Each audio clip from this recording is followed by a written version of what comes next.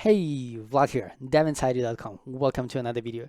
In the previous quite lengthy video, we learned about the history of the JDK, which led to the Holy Grail, Graal the compiler and the GraalVM, which is just an umbrella marketing term for the technologies built on top of Graal. Today I want to make a much shorter video and just to show you how easy it is to set up GraalVM on your local machine and even how easy it is to switch back and forth the regular VM and GraalVM. Let's get right to it.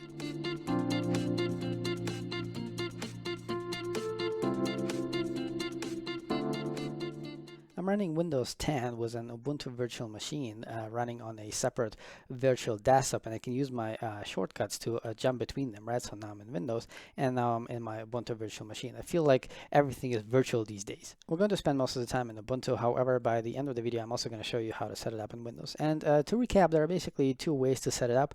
The first option is basically just if you have JDK technically 9, but let's say JDK 11, then you can just enable a couple of flags, and you don't really need me to show you how to enable those flags, right? So you can figure it out on your own. And the other way is to install the GraalVM on your operating system, which is what I'm going to show you, because you're probably like me, you're a Scala or a Java developer, and you probably have Java 8 installed, because most people have Java 8 installed, right? So we're going to go this route. I'm just going to show you how to install GraalVM and also how to jump between the GraalVM, which you probably should stick to, or the regular VM in case you encounter any issues. So if I open my terminal and type something like java-version, I should see that I'm still running Java 8. This is the regular Java 8. Now, in case you're new here, you should probably know that I started to maintain a bunch of GitHub repositories with install scripts. So if I go back to my Windows screen, so if I type in install.devinsideu.com, then it will redirect me to GitHub, and it will search for install hyphen repositories, right? So I have a bunch of repositories that begin with install hyphen, and one of them is Graal, right? So you could also go install.devinsideu.com /Graal, and it will also append this hyphen Graal over there, right? So we're going to find install GraalVM. Now, I want you to know. All right, so I can safely publish and consume packages. Okay, they just accepted me to these to this better over here. Okay, so dismiss.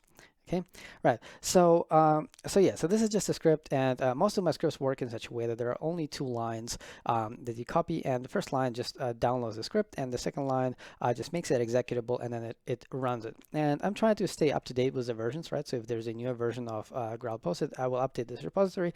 But if you're faster, then you can also copy this one and just specify the version over here. So if you click on version, it should open. Okay, it opens in the same tab. Okay, let me go back and open it. Yeah, I got it. Okay, go away. If I go over here, so it will open the GitHub Oracle Graal, and you see the latest version is 19.2.01, right? So all we need to do basically is to download Graal, right? So if you're on Windows, you're going to grab this one. I'm on Linux, so we're going to grab this one. If you're on a Mac, you're going to grab this one. I actually don't really know about the others. Also, there's a VS Code extension that I played around with, so you can install Graal through the VS Code extension. Okay, so basically all my script is doing is it basically goes and grabs this one, and then it unpacks it, and then it puts it into the user lib JVM folder where the other JVM is. Now technically this is not necessary, right? So technically you could put it wherever you like. In fact, by the way, let me actually open the script. Right, so the first thing that it does, well, not the first thing, it sets a couple of variables, right? It figures out if you passed in the version or not. It installs curl because it needs that. Okay, so it goes into the user lib JVM folder. Okay, maybe I should make it even bigger. Okay, 150. So it goes into the user lib JVM folder like this, and then it uses the curl command to download from this URL, which is the one that I just showed you, basically, right? So it grabs the Linux one, puts the version in there. Okay. It unpacks it, it removes the archive because we don't need it anymore. Then this part is actually kind of optional. It just creates a symlink in the user lib JVM folder. There will be a symlink called GraalVM, which will point to the GraalVM hyphen, the exact version. Okay, and after that, like again, I said, like you don't really need to put it into the user lib JVM, but the other JVM is already in there. So, let's keep things tidy and clean. And then after that, you have basically two options. You can either put it on your path before the regular JVM, or you can use this awesome tool called alternatives, or, it's a Linux tool called alternatives, or in Ubuntu it's called update alternatives, right? And what it will do is it will add an alternative by using this install command, right? So it will add an alternative to the Java command, which is usually in user bin Java, and it will instead point it to the GraalVM directory, which is, again, it's the user lib JVM slash GraalVM, right? The symlink, okay? And inside of there will be a folder called bin and Java, okay? And you know the last thing is the priority, and I just use the same priority as was the regular JVM, okay? After that, it's just going to show you a couple of print lines, and then what it will do is it will actually run sudo update alternatives config, and then pass in the Java, okay? And then every time you pass this in, you can actually change the alternative, right? And you know, in the end, it also removes itself. Okay, so let's actually go back. Let's actually grab this one, right? So I'm just going to copy these two lines. Okay, we can go over here, and I'm just going to paste that. Okay. So now it wants my password, right? Because we're using sudo, and now we started to download this GraalVM, which you know, if it takes forever, then I'm just going to cut it out from the video. All right, something is happening. So this is the unpacking of the 19201. Okay, it should take just a few seconds. All right, so and over here it says run sudo update alternatives -config java without the single quotes to get back to the selection screen anytime, right? So this is basically the selection screen, right? And it shows you that, okay, so you have the regular Java 8, which is in two modes, the auto mode and the manual mode, which you can pretty much ignore. And as I said, the priority is the same as with the others, right? But now I could, for example, press 1 and then press enter, and then it will be my default. I'm not going to do this just yet. So what I'm going to do is I'm going to minimize this terminal a little bit. I'm just going to open yet another one. And I just want to show you what happened, okay? So if I do Java-version, then we're still going to see the same Java as before, right? If I go to user lib JVM, and I'm going to do LL here. So what we have is we have this folder that it just created, and we have the symlink that points to that folder, okay? So I can just do cd Graal VM, right? So I'm just going to do the symlink, and I'm going to do LL, and we're going to see a bunch of stuff. So if I go into bin, I'm gonna do LL, and there's a bunch of stuff in there. So I'm gonna do LL, and then I'm gonna grab Java. Okay, so we see that there's Java in there as well. So if I do / Java-version, okay, then I'm gonna see, okay, this is the GraalVM. Okay, we see it over here, GraalVM Community Edition 19.2.01. Okay, so but if I do Java-version, you know, then I see my regular Java. Okay, so now I'm gonna pretty much close this one. Okay, so now I'm gonna go and pick Graal. Okay, so now, as you can see over here, it just said again. First of all, it also shows you that you need to run this command to install native image, right? But we're going to do that actually in the next video. We're not going to do this today, okay? And also it ran Java version, and now we see that it's Graal. Okay, so if you do Java-version, right, then you see that we're you know, that we're using Graal. Awesome. And as already mentioned, right, so you can just copy that and paste that in again like this. Okay, and then if you don't want to use Graal anymore, just press 2 in this case. Okay, and now we're going to have Java version, and this is the regular JVM. Okay, so let's go back to Graal, for example. Okay, and we're going to go 1. Okay, so now every tool basically out there that that needs Java is going to use Graal. So for example, you know, the Scala REPL that I have installed over here, if I type in if I type in Scala REPL, you know, if I type in Scala, then it shows that it actually uses the GraalVM, which is really super cool. And if I were to go back, it would show me that it uses the regular one, right? So now all of your tools, you know, IntelliJ, SPT, you know, Bloop. By the way, let me actually show you Bloop. So if I do Bloop about, right, then it's going to say that I'm still using the regular Java, as you can see over here, right? Because Bloop is a service and it has been running in the background. So what I need to do is I need to say system control user restart Bloop. So now it restarted. Now it grabbed my okay, system control like this. Okay, so now it restarted. Now it saw that Java lives somewhere else now. So if I do Bloop about right now, then it will see it will show you that it uses the GraalVM Community Edition, right? So everything now uses Graal. Now we're pretty much done, and now I'm going to show you how to do this whole thing with environment variables. If you already know how environment variables work, you can pretty much skip the rest of the video, and I'm going to see you in the next one where we're going to play around with a native version of the GraalVM. All right, if you're still here, I'm going to show you how to set this up with environment variables, and we're also going to learn a bit more about environment variables, because this is also the way how you set it up in Windows, because Windows doesn't have this update alternatives or the alternatives command. But the first thing that we're going to do is we're going to go and switch back to the regular JVM. So we're going to go to update alternatives, and we're going to use the second one. Okay, so we're going to do Java-version, right? And we're going to do Scala.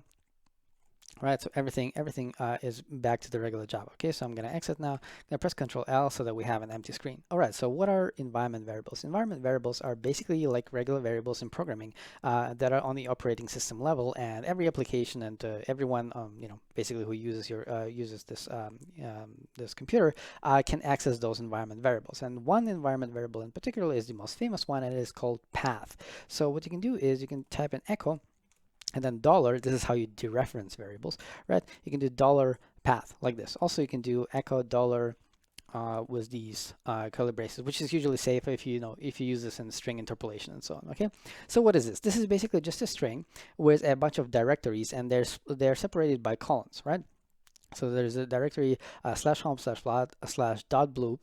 It is on the path, and there is a user local sbin. It is on the path, and so on and so on and so on. And one in particular that we care about is this one, user bin. Okay. Now, what does it mean that they're on the path? It means that everything inside of them can be accessed from literally any directory. So, for example, right now I'm in my home directory, but if I type in which Java, it will say that my Java my JavaScript, right? So not the JavaScript. This is a script called Java. It is in user bin, and because user bin is on the path from any directory, right? So again, I'm in my home directory. I can just go and type in Java. Okay, so I can do Java, or I can do Java-version, and it will find it. And this is also the reason why, if I go back to Graal, which is in the user lib JVM, Graal /bin/Java. Okay, almost. Okay, where is it? GraalVM, yes, /bin. Oh yeah, just bin. Okay, no Java. So if I do Java-version, it still goes to the one on the path. And this is the reason why you have to do // if you want to actually get the Java that is in this current folder. Remember, just to refresh your memory, ll grab Java. Okay, there's also a file called Java in this directory. Okay, so if I do Java-version, it takes the one on the path. But if I do /Java-version, it takes the one which is in this directory. Okay, so this one was the regular Java, and this one was this one was the regular Java, and this is the one, this is the GraalVM. We can also, go up, and this will make a bit more sense, right? So we can do bin/Java -version. Okay, right? So the dot basically means the current directory. By the way, this is also one of the reasons why it's actually kind of common to create your own variable, and usually people call it GraalVM _home, right? And you can point it, no spaces, very important, no spaces. You can point it to this. I'm sorry, this one. Okay, just copy and just paste over there. You don't even need quotes most of the time. Okay, like this. So now we can do echo dollar Graal. Maybe we even have autocompletion. Yes, we do. Okay, so now we can see it's over there, right? So now we can do like this, GraalVM /Java.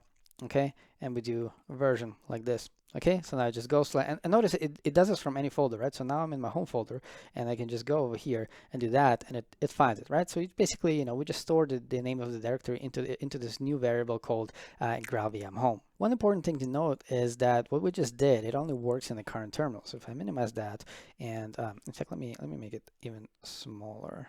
Let me make it like this. Okay, so if I open another terminal over here, if we do echo, we don't even have autocompletion. Okay, so if I finish typing in GraalVM _home, it's just not going to be there. And also, if we close, the original one, if we close this one, the next terminal that will open, it is not going to be there. And the way you solve this is basically by taking, let me maximize again, by taking this line. Okay, whoops, like this. We can just take this line, we copy that, and there's this file called .profile, and it is in your home directory. Okay, so you can open it with let's do Sublime. Okay, we can open the .profile, and if you don't have it, you probably should have, but if you don't have it, you can create it. Okay, so I'm going to open it with Sublime, and it looks like that. Let me increase the font a little bit, like this. Okay, so it basically adds a bunch of things to the path. Okay, so we're actually going to go and we're going to do a similar thing. Yeah, updates to Sublime. Okay, we don't need that. So this line that I just copied, we're just going to go and throw it in there. Okay, so GraalVM is now going to be user lib JVM blah blah blah. Okay, so I'm going to save this. I'm actually going to close Sublime. Okay, and now if I close this and I open it in a different terminal, it might still not work. Let's see. Echo Graal, right? So it still doesn't work, and it doesn't work because the way .profile works is that it loads with your session. So you could log out and log in, or you can just type in source and then do .profile, right? The file. So basically, you source this file. Basically, it says that apply these changes. Okay, and now we can do echo GraalVM home, and it's there. If we close the terminal, we open it again, it is still there, right? Echo $Graal, come on, Graal. What? Graal, no, it's not there. It's not there because I probably should actually log out and log in. But essentially, let me just go and source it again. Okay, source profile and do, yeah. Okay, so I sourced it, right? So it basically means it applies only in this terminal, right? But the next time I reboot, it will work, right? Actually, you don't even need to reboot. You just need to log out and log in again. Okay, but I'm not going to do this. Okay, in fact, let me actually go back in there. I'm actually going to just open it in Vim real quick. I'm opening the same file, and I'm just going to remove this last line. We actually don't really need it. Okay, right. So the next thing that we're going to do is we're going to add GraalVM to the path, right? Because this was the whole point, right? So I don't want to use this update alternatives command. I want to just add it to the path. Okay, so if I do java-version, we're going to see the regular one. Okay, so if I do echo path like this, then we're going to see this. So all we need to do is we basically need to just add the entire folder. We need to prepend it. This is also very, very important because the order matters. All we need to do is we need to say that the path is now a different folder, right? So now it's user lib JVM GraalVM, okay, bin. Okay, so now the value of path is this folder and then colon, right? So prepended to whatever was already in the path. Okay, like this, right? And if you wanted to append, you can do it yourself, right? So it will be $path and then colon and then whatever you want to append. Okay, we're not going to do this. Okay, so I'm going to do this. Okay, now I can do echo path, and as you can see, it just put it over there.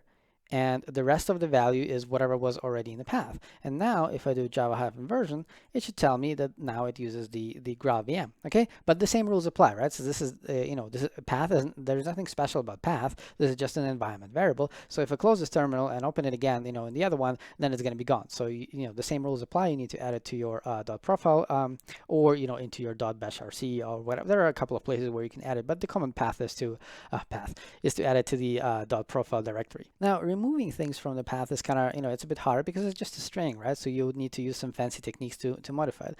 What I usually do is I just echo it. I just echo path, right? And then just pipe it to some file, right? So now in my home folder is this file called some file. So if I cat into that, I'm going to see some files. So I just open this folder with my with any text editor. In fact, let's do that. So I'm just going to open it over here like this, and we can just remove Graal like that. Okay, and now I have this whole thing. I can copy that. I can actually pretty much close this file. I don't really need it. Close that as well. Close Sublime as well, right? And now I can say over here, okay, my path is now just this, right? So it's basically the hard-coded version. So now if I do echo path like this, and now Graal is not there, and therefore Graal was there before user bin, and now user bin is still there. So now I can do java-version, and it's now uses the regular JVM and not the GraalVM. So yeah, if you're in Linux, I suggest that you use this update alternatives command, and if you're in Windows, I actually didn't even bother trying to figure out how to do this in the terminal of Windows, because Windows itself has a very nice GUI for it. So if you press Windows R and you type in control, which will go into the control panel, and you type in SYS, it will mark system. Okay, so you go to system, okay, if you have the small symbols, okay, then you go to advanced system settings and you go to environment variables, and you have the environment variables just for your user or for the entire system. And for the entire system, you got to find this path. Okay, so you click on edit, and now look at this beautiful UI. So you don't have a string separated with columns, you actually have a list of folders. You can move them up and down to change the priority. Right, so basically do the same thing. You download the GraalVM version for Windows, put it wherever you like, put this folder on the path, and then you're pretty much done. Okay. In fact, look what I'm doing. I have in the one for my regular user over here, I have a path. Let's go add it.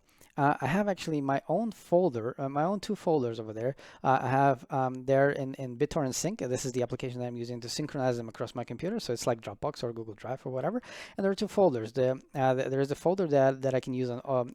There's a folder with shortcuts that I can use on all of my computers, and there's a folder which I can use only on this computer, which is called Agile Nomad, because I'm traveling a lot, and this is like Okay, so in fact, it's interesting. I don't want to confuse you guys, but one of these shortcuts is actually called path, and this is the one that opens this folder, this one, in bdsync agilenet util path. Okay, so if I do Windows R again and I type in path, it will open the folder which contains again these two folders, right? Common and agile nomen, right? So if I go into common, for example, you will see that this is just a bunch of shortcuts, right? So for example, one of them is called snip.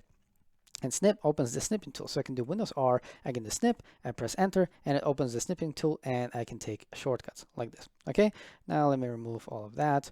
This was just a demonstration. So I have a bunch of shortcuts. I have a shortcut to start virtual machine. I have a shortcut to start Chrome, right? So I type in, for example, just GG and then Chrome starts. Okay, just as an example. Okay, now that's all I got for you today. As I already mentioned, I wanted to make a short video for a change, and in the next video, as already mentioned, we're going to play around with the native image tool that also comes with GraalVM, which has something to do with the substrate VM. And if you have no idea what I'm talking about, watch my previous video, which is kind of really long, but it covers all of these things. All right, it's been Vlad, devinsider.com. As always, don't forget to like this video if you did, subscribe if you want to improve the developer inside you, and if you find my videos valuable, consider supporting me on Patreon. But most importantly, take care.